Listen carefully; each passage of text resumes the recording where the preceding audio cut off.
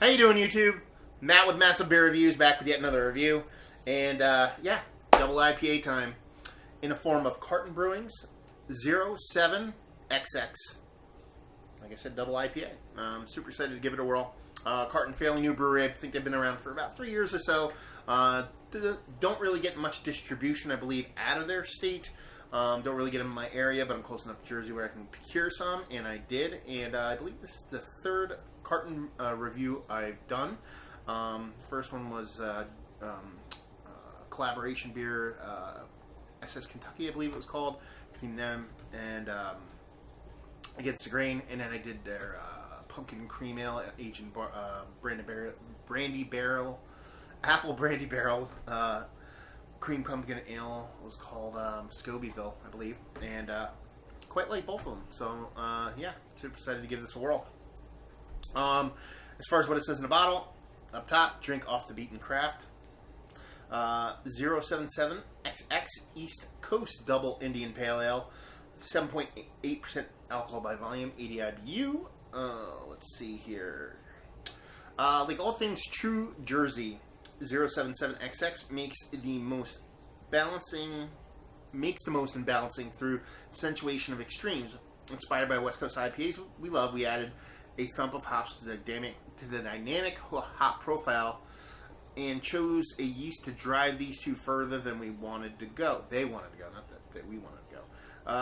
Throw our water into the mix and you'll find a dank green resinous hops popping over orange, mango, and papaya aromas with just enough sweetness of body to make the long finish a pleasure to have around.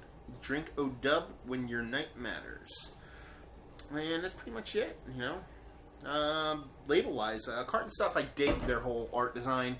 What they do with the whole thing. It's laid out pretty slick, actually. Cans, I'm a fan of cans because you can get more label stuff going on it, but some people make nice cans, some people make poopy cans, and yeah, this is actually a pretty awesome looking can. I gotta say that much. So that is pretty much all they're offering. So there you go. So let's see what this sucker has to offer. Oh, you can smell it, right? You can smell it already. It smells delicious. Let's see. Boom. Yeah. 2-finger head, nice creamy top to it, uniform bubbles from bottom to top. Color-wise, it definitely looks like a double IPA. It has this ever so slightest haziness to it. It's not uber clear. The SS Kentucky was so clear it was literally a magnifying glass.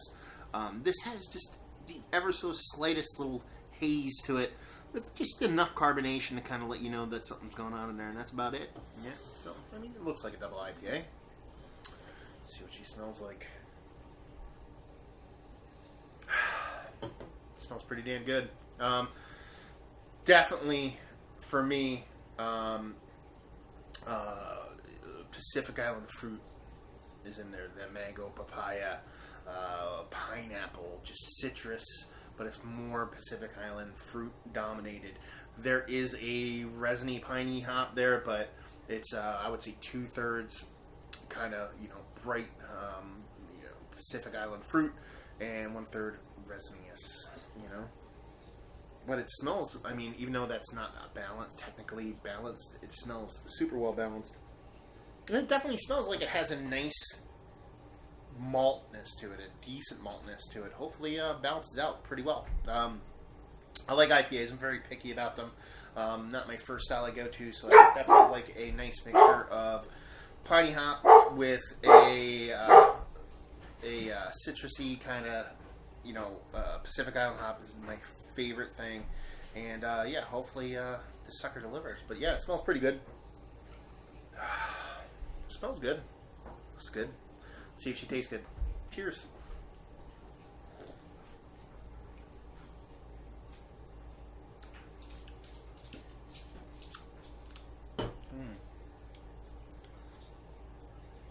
Definitely a bit more piney in the mouth than it is in the nose, but that citrusy Pacific Island fruit hop is still there, but it's probably switched. I would go 2/3 piney resininess in the mouth and about 1/3 Pacific Island fruit on this.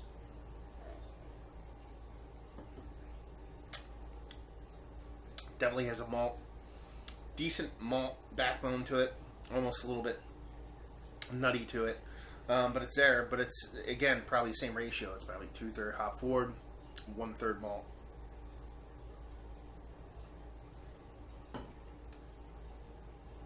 Decent sweetness on the front. Bitter and driving from the middle to the end. Just stopping short of being like palate smacking. But yeah, it's definitely a double IPA. It's nice.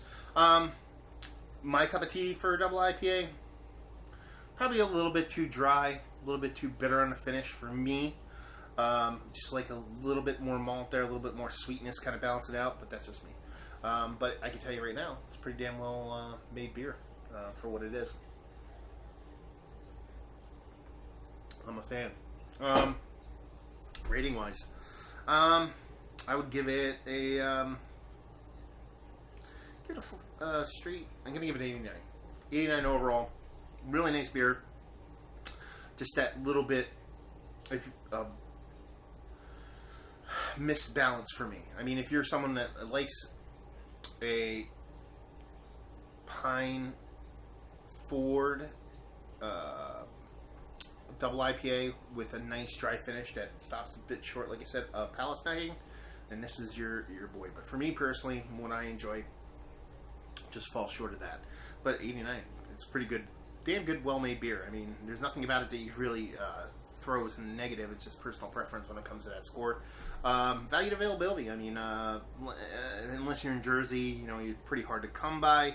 But, you know, I can get it if I want to get it, but I'm still going to have to give it a pretty crappy score from where I'm from in northeastern Pennsylvania, so I'll give it like a 4 on availability. Value, I believe their pounders across the board typically run right around like $10 for a 4-pack of pounders.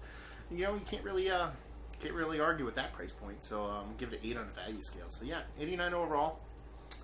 You know, availability, your mileage may vary, but for me it's about a 4, and value is, you know, up there, man. Pretty good price point.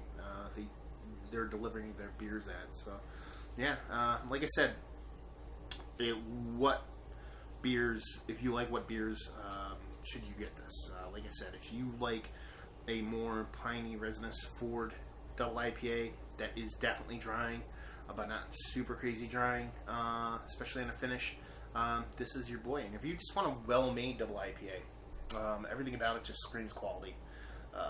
From drinking it to looking at it, it just looks like a good beer, and it tastes like a good beer.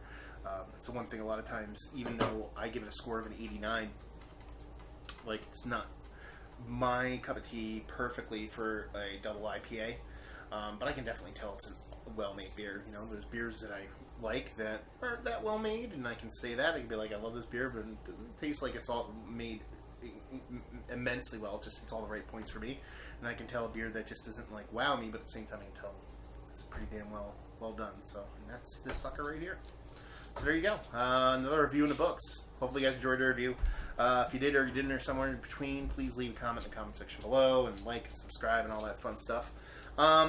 If you like, check us out anywhere else on the internet, you can. Facebook, Twitter, Instagram, Untapped, Massive Beers in all 4 of those places. And yeah, another review down. So hopefully you guys enjoyed the review. Hopefully you enjoyed a nice double IPA right now, and hopefully see you next time. Cheers.